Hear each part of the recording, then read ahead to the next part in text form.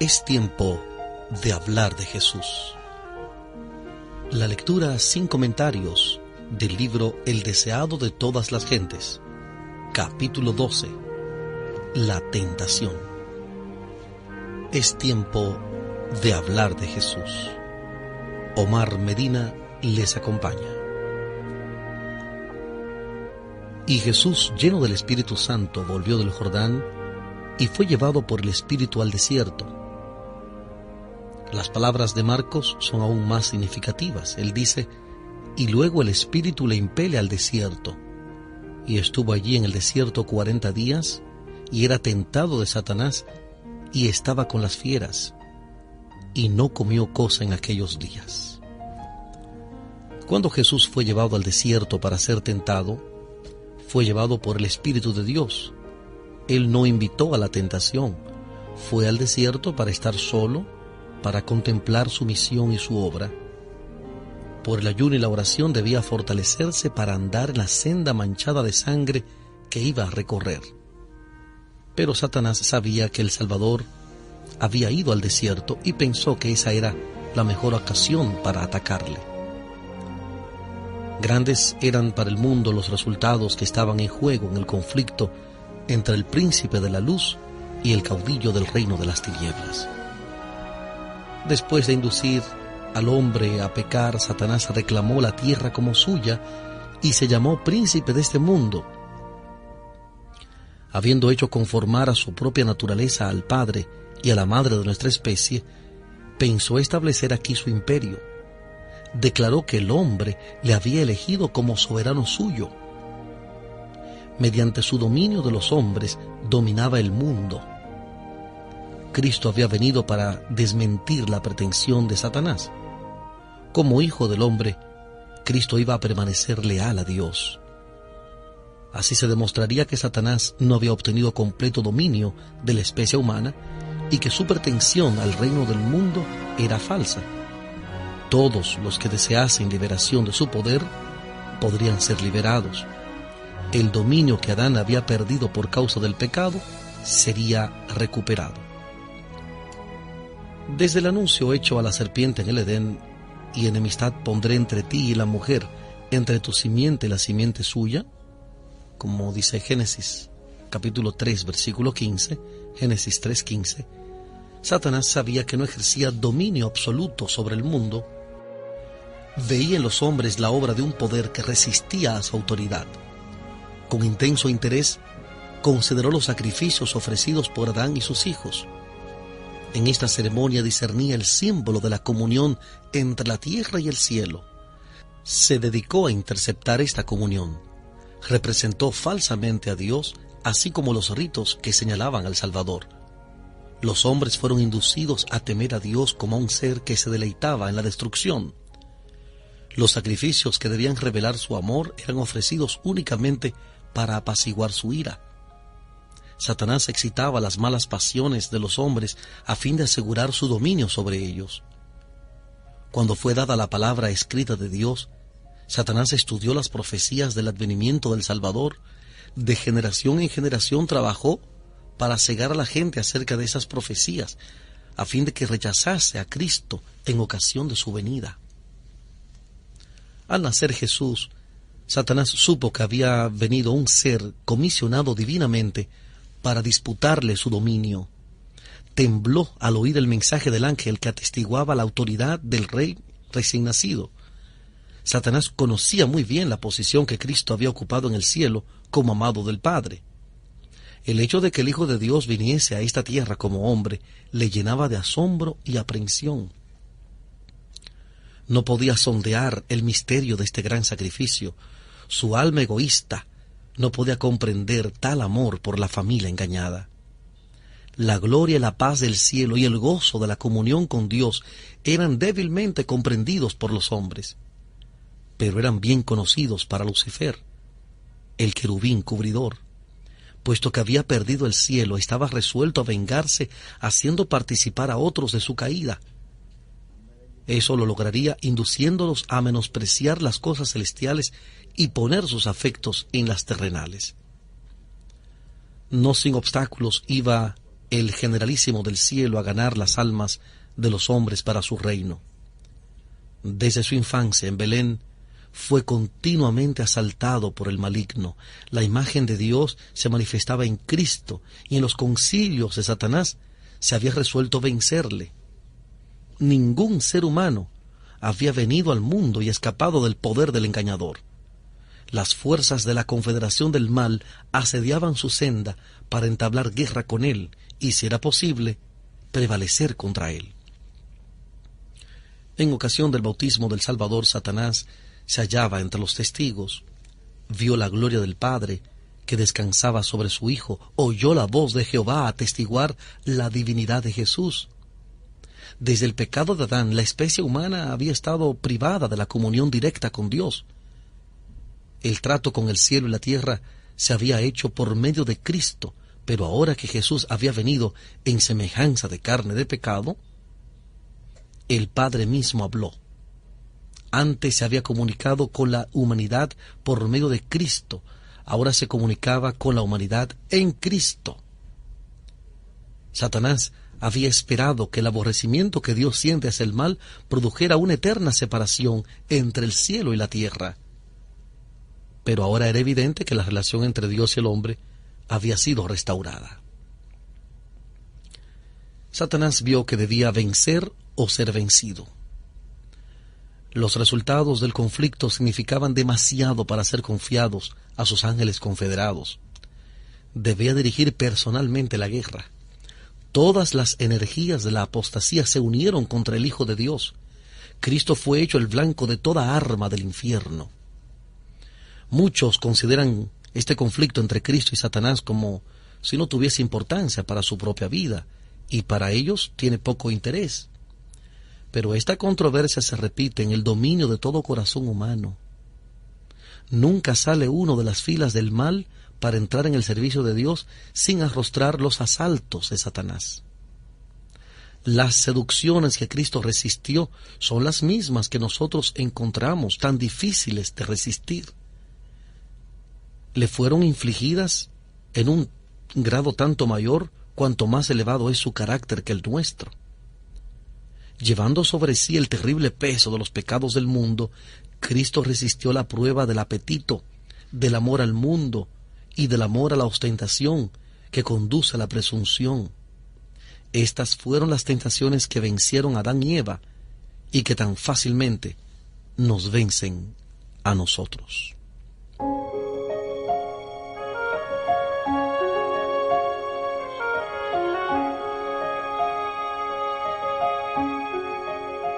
Estamos presentando la lectura sin comentarios del capítulo 12 del libro El deseado de todas las gentes. Capítulo 12. La tentación. En Hablemos de Jesús.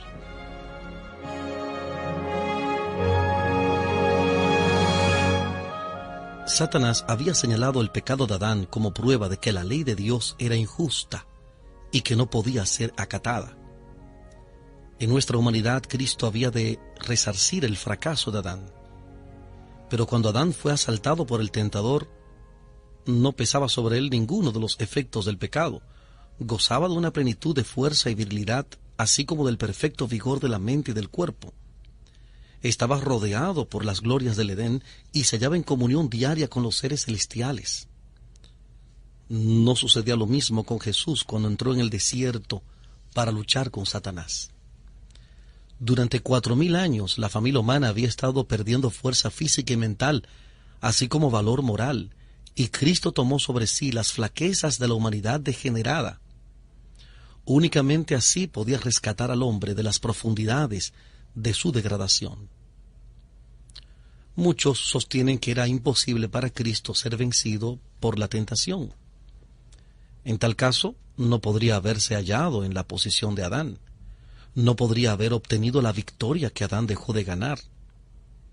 Si en algún sentido tuviésemos que soportar nosotros un conflicto más duro que el que Cristo tuvo que soportar, Él no podría socorrernos. Pero nuestro Salvador tomó la humanidad con todo su pasivo. se vistió de la naturaleza humana con la posibilidad de ceder a la tentación. No tenemos que soportar nada que Él no haya soportado. Para Cristo, como para la santa pareja del Edén, el apetito fue la base de la primera gran tentación, precisamente donde empezó la ruina. Debe empezar la obra de nuestra redención. Así como por haber complacido el apetito Adán cayó, por sobreponerse el apetito Cristo debía vencer. Y habiendo ayunado 40 días y 40 noches, después tuvo hambre. Y llegándose a él el tentador dijo: si eres el Hijo de Dios, di que estas piedras se hagan pan. Mas él respondiendo dijo: escrito está, no con solo el pan vivirá el hombre, mas con toda palabra que sale de la boca de Dios. Desde el tiempo de Adán hasta el de Cristo, la complacencia de los deseos propios había aumentado el poder de los apetitos y pasiones, hasta que tenían un dominio casi ilimitado. Así los hombres se habían degradado y degenerado, y por sí mismos no podían vencer. Cristo venció en favor del hombre, soportando la prueba más severa. Por nuestra causa ejerció un dominio propio más fuerte que el hambre o la misma muerte. Y esta primera victoria entrañaba otros resultados de los cuales participan todos nuestros conflictos con las potestades de las tinieblas. Cuando Jesús entró en el desierto, fue rodeado por la gloria del Padre, absorto en la comunión con Dios, se sintió elevado por encima de las debilidades humanas. Pero la gloria se apartó de él y quedó solo para luchar con la tentación. Esta le apremiaba en todo momento. Su naturaleza humana rehuía el conflicto que la guardaba. Durante 40 días ayunó y oró. Débil y demacrado por el hambre, macilento y agotado por la agonía mental, desfigurado era su aspecto más que el de cualquier hombre, y su forma más que la de los hijos de Adán. Isaías 52:14. Isaías 52:14. Entonces vio Satanás su oportunidad. Pensó que podía vencer a Cristo. Como en contestación a las oraciones del Salvador, se le presentó un ser que parecía un ángel del cielo. Aseveró haber sido comisionado por Dios para declarar que el ayuno de Cristo había terminado. Así como Dios había enviado un ángel para detener la mano de Abraham a fin de que no sacrificase a Isaac, así también, satisfecho con la buena disposición de Cristo para entrar por la senda manchada de sangre, el Padre había enviado un ángel para librarlo. Tal era el mensaje traído a Jesús. El Salvador se hallaba debilitado por el hambre y deseaba con vehemencia alimentos, cuando Satanás se le apareció repentinamente. Señalando las piedras que estaban esparcidas por el desierto y que tenían la apariencia de panes, el tentador dijo: si eres el Hijo de Dios, di que estas piedras se hagan pan. Aunque se presentó como ángel de luz, delataban su carácter estas primeras palabras: si eres Hijo de Dios. En ellas se insinuaba la desconfianza. Si Jesús hubiese hecho lo que Satanás sugería, habría aceptado la duda. El tentador se proponía derrotar a Cristo de la misma manera en que había tenido tanto éxito con la especie humana en el principio. Cuán arteramente se había acercado Satanás a Eva en el Edén, con que Dios les ha dicho: no coman de todo árbol del huerto. Hasta ahí las palabras del tentador eran verdad, pero en su manera de expresarlas se disfrazaba el desprecio por las palabras de Dios. Había una negativa encubierta, una duda de la veracidad divina. Satanás trató de insinuar a Eva el pensamiento de que Dios no haría lo que había dicho, y que privarlos de una fruta tan hermosa contradecía su amor y compasión por el hombre. Así también el tentador trató de inspirar a Cristo sus propios sentimientos: si eres el Hijo de Dios. Las palabras repercuten con amargura en su mente. En el tono de su voz hay una expresión de completa incredulidad. ¿Habría de tratar Dios así a su propio Hijo? ¿Lo dejaría en el desierto con las fieras, sin alimento, sin compañía, sin consuelo? Le insinúa que Dios nunca quiso que su Hijo estuviese en tal estado: si eres el Hijo de Dios. Muéstrame tu poder aliviándote a ti mismo de esta hambre apremiante. Ordena que estas piedras sean transformadas en pan.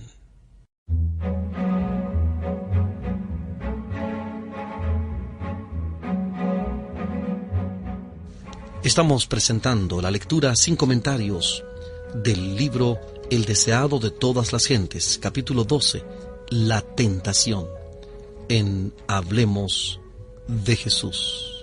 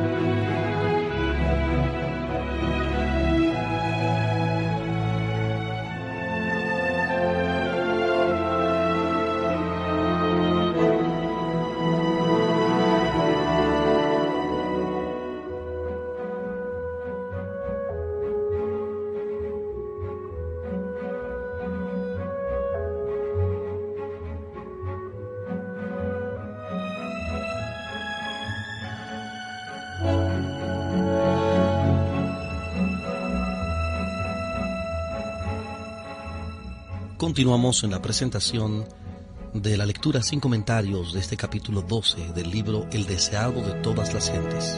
Capítulo 12. La tentación. Las palabras del cielo: este es mi Hijo amado en el cual tengo contentamiento. Mateo 3:17, resonaban todavía en los oídos de Satanás. Pero estaba resuelto a hacer dudar a Cristo de este testimonio. La palabra de Dios era para Cristo la garantía de su misión divina. Él había venido para vivir como hombre entre los hombres, y esta palabra declaraba su relación con el cielo. Era el propósito de Satanás hacerle dudar de esa palabra. Si la confianza de Cristo en Dios podía ser quebrantada, Satanás sabía que obtendría la victoria en todo el conflicto. Vencería a Jesús. Esperaba que bajo el imperio de la desesperación y el hambre extrema, Cristo perdería la fe en su Padre y obraría un milagro en su propio favor. Si lo hubiera hecho, habría malogrado el plan de salvación. Cuando Satanás y el Hijo de Dios se encontraron por primera vez en conflicto, Cristo era el generalísimo de las huestes celestiales, y Satanás, el caudillo de la rebelión del cielo, fue echado fuera. Ahora su condición está aparentemente invertida, y Satanás se aprovecha de su supuesta ventaja. Uno de los ángeles más poderosos, dijo, ha sido desterrado del cielo.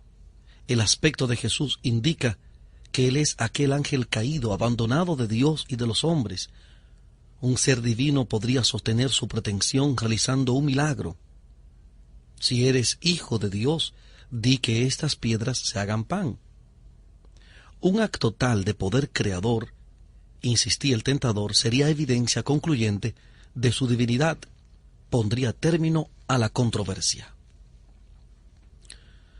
No sin lucha pudo Jesús escuchar en silencio al supremo engañador. Pero el Hijo de Dios no había de probar su divinidad a Satanás, ni explicar la razón de su humillación. Accediendo a las exigencias del rebelde, no podía ganar nada para beneficio del hombre ni la gloria de Dios. Si Cristo hubiese obrado de acuerdo con la sugestión del enemigo, Satanás habría dicho aún, muéstrame una señal para que crea que eres el Hijo de Dios. La evidencia habría sido inútil para quebrantar el poder de la rebelión en su corazón, y Cristo no había de ejercer el poder divino para su propio beneficio. Había venido para soportar la prueba como debemos soportarla nosotros, dejándonos un ejemplo de fe y sumisión. Ni en esta ocasión, ni en ninguna otra ulterior en su vida terrenal, realizó Él un milagro en favor suyo. Sus obras admirables fueron todas hechas para beneficio de otros.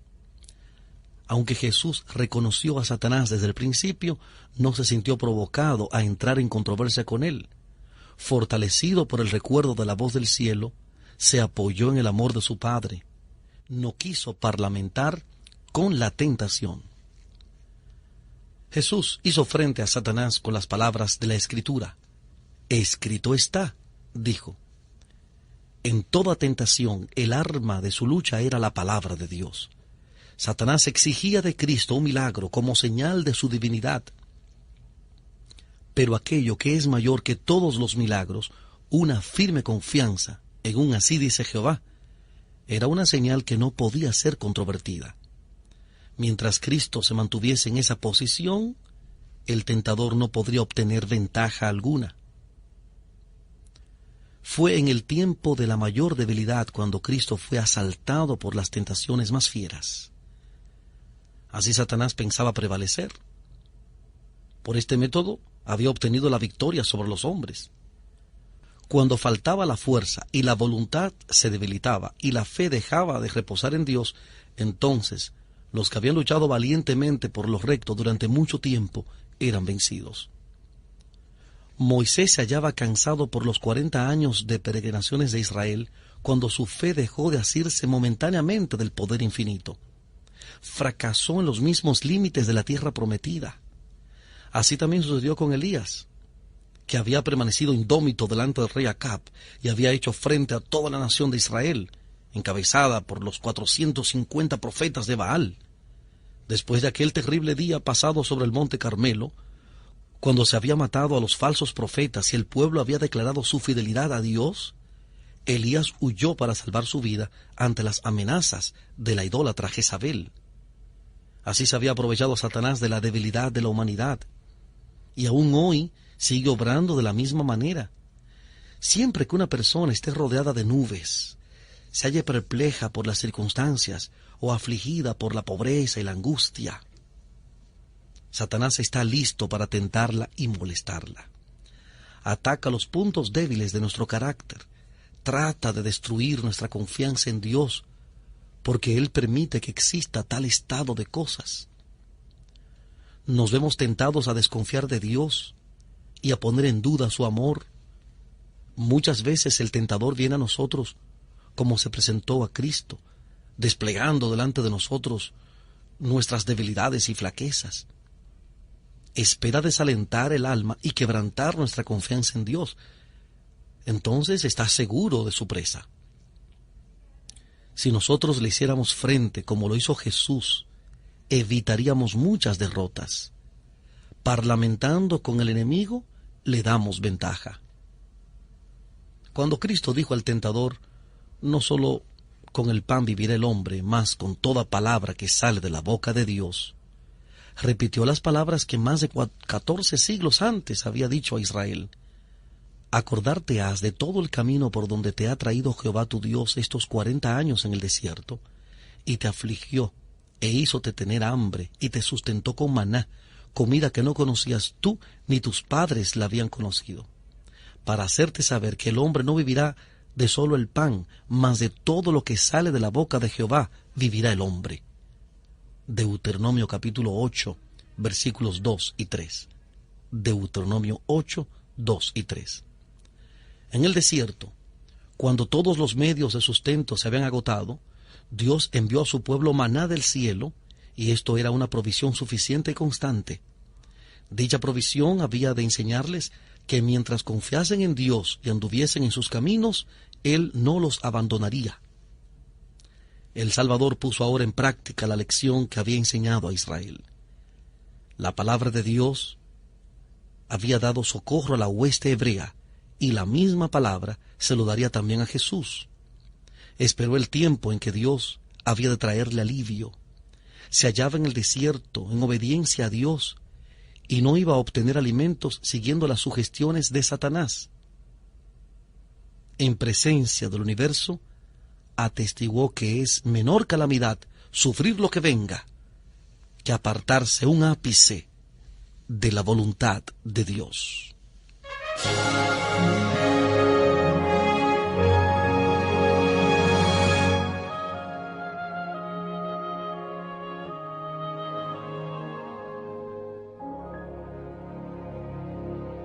No con solo el pan vivirá el hombre, mas con toda palabra que sale de la boca de Dios. Muchas veces el que sigue a Cristo se ve colocado en donde no puede servir a Dios y llevar adelante sus empresas mundanales. Tal vez le parezca que la obediencia a algún claro requerimiento de Dios le privará de sus medios de sostén. Satanás quisiera hacerle creer que debe sacrificar las convicciones de su conciencia. Pero lo único en que podemos confiar en este mundo es la palabra de Dios. Busquen primeramente el reino de Dios y su justicia, y todas estas cosas les serán añadidas. Mateo capítulo 6, versículo 33. Aún en esta vida no puede beneficiarnos el apartarnos de la voluntad de nuestro Padre Celestial. Cuando aprendamos a conocer el poder de su palabra, no seguiremos las sugestiones de Satanás para obtener alimento o salvarnos la vida. Lo único que preguntaremos será, ¿cuál es la orden de Dios? ¿Y cuál es su promesa? Conociéndolas, obedeceremos la primera y confiaremos en la segunda. En el último gran conflicto de la controversia con Satanás, los que sean fieles a Dios se verán privados de todo apoyo terrenal, porque se niegan a violar su ley en obediencia a las potencias terrenales. Se les prohibirá comprar o vender. Finalmente será decretado que se les dé muerte. Pero al obediente se le hace la promesa: habitará en las alturas, fortalezas de rocas será su lugar de acogimiento. Se le dará su pan y sus aguas serán ciertas. Isaías capítulo 33, versículo 16. Los hijos de Dios vivirán por esta promesa. Serán alimentados cuando la tierra esté asolada por el hambre. No serán avergonzados en el mal tiempo, y en los días de hambre serán hartos. Libro de Salmos, capítulo 37, versículo 19. Salmo 37, 19. El profeta Habacuc previó este tiempo de angustia y sus palabras expresan la fe de la iglesia. Aunque la higuera no florezca, ni en las vides haya frutos, mentirá la obra de la oliva y los labrados no darán mantenimiento, y las ovejas serán quitadas de la majada, y no habrá vacas en los corrales. Con todo, yo me alegraré en Jehová, y me gozaré en el Dios de mi salvación. Habacuc, capítulo 3, versículos 17 y 18. Habacuc 3, 17 y 18. De todas las lecciones que se desprenden de la primera gran tentación de nuestro Señor, ninguna es más importante que la relacionada con el dominio de los apetitos y pasiones. En todas las edades, las tentaciones atrayentes para la naturaleza física han sido las más eficaces para corromper y degradar a la humanidad. Mediante la intemperancia, Satanás obra para destruir las facultades mentales y morales que Dios dio al hombre como un don inapreciable. Así viene a ser imposible para los hombres apreciar las cosas de valor eterno. Mediante la complacencia de los sentidos, Satanás trata de borrar del alma todo vestigio de la semejanza divina. La sensualidad irrefrenada y la enfermedad y degradación consiguientes que existían en tiempos del primer advenimiento de Cristo, existirán con intensidad agravada antes de su segunda venida. Cristo declara que la condición del mundo será como los días anteriores al diluvio y como en tiempos de Sodoma y Gomorra. Todo intento de los pensamientos del corazón será de continuo al mal. Estamos viviendo en la víspera misma de ese tiempo pavoroso, y la lección del ayuno del Salvador debe grabarse en nuestro corazón. Únicamente por la indecible angustia que soportó Cristo podemos estimar el mal que representa el complacer sin freno los apetitos. Su ejemplo demuestra que nuestra única esperanza de vida eterna consiste en sujetar los apetitos y pasiones a la voluntad de Dios. En nuestra propia fortaleza, nos es imposible negarnos a los clamores de nuestra naturaleza caída. Por su medio, Satanás nos presentará tentaciones. Cristo sabía que el enemigo se acercaría a todo ser humano para aprovecharse de las debilidades hereditarias y entrampar mediante sus falsas insinuaciones a todos aquellos que no confían en Dios. Y recorriendo el terreno que el hombre debe recorrer, nuestro Señor ha preparado el camino para que venzamos. No es su voluntad que seamos puestos en desventaja en el conflicto con Satanás. No quiere que nos intimiden ni desalienten los asaltos de la serpiente. Tengan buen ánimo, dice, yo he vencido al mundo. Juan capítulo 16, versículo 33. Considera al Salvador en el desierto de la tentación todo aquel que lucha contra el poder del apetito. Véale en su agonía sobre la cruz cuando exclamó, «Sed tengo». Él padeció todo lo que nos puede tocar sufrir. Su victoria es nuestra. Jesús confió en la sabiduría y fuerza de su Padre Celestial. Declara, Jehová el Señor me ayudará. Por tanto, no he sido abochornado. Y sé que no seré avergonzado. He aquí que Jehová me ayudará. Llamando la atención a su propio ejemplo, Él nos dice, ¿quién hay de entre ustedes que teme a Jehová, que anda en tinieblas y no tiene luz? Confíe en el nombre de Jehová y apóyese en su Dios. Isaías capítulo 50, versículos 7 al 10. Isaías 50, 7 al 10. Viene el príncipe de este mundo, dice Jesús, mas no tiene nada en mí. No había en él nada que respondiese a los sofismas de Satanás. Él no consintió en pecar, ni siquiera por un pensamiento cedió a la tentación. Así también podemos hacer nosotros. La humanidad de Cristo estaba unida con la divinidad. Fue hecho idóneo para el conflicto mediante la permanencia del Espíritu Santo en él. Y él vino para hacernos participantes de la naturaleza divina. Mientras estemos unidos con él por la fe, el pecado no tendrá dominio sobre nosotros. Dios extiende su mano para alcanzar la mano de nuestra fe y dirigirla a asirse de la divinidad de Cristo, a fin de que nuestro carácter pueda alcanzar la perfección. Y Cristo nos ha mostrado cómo puede lograrse esto. ¿Por medio de qué venció Él en el conflicto con Satanás? Por la palabra de Dios. Solo por medio de la palabra pudo resistir la tentación. Escrito está, dijo, y a nosotros nos son dadas preciosas y grandísimas promesas para que por ellas seamos hechos participantes de la naturaleza divina, habiendo huido de la corrupción que está en el mundo por concupiscencia. Segunda carta del apóstol Pedro, capítulo 1, versículo 4. Segunda de Pedro 1, 4. Toda promesa de la palabra de Dios nos pertenece Hemos de vivir de toda palabra que sale de la boca de Dios. Cuando nos veamos asaltados por las tentaciones, no miremos las circunstancias o nuestra debilidad, sino el poder de la palabra. Toda su fuerza es nuestra. Como bien dice el libro de Salmos, capítulo 119, versículo 11, y el Salmo 17, versículo 4. Salmo 119, 11 y 17, 4. En mi corazón he guardado tus palabras para no pecar contra ti. Por la palabra de tus labios, yo me he guardado de las vías del destructor.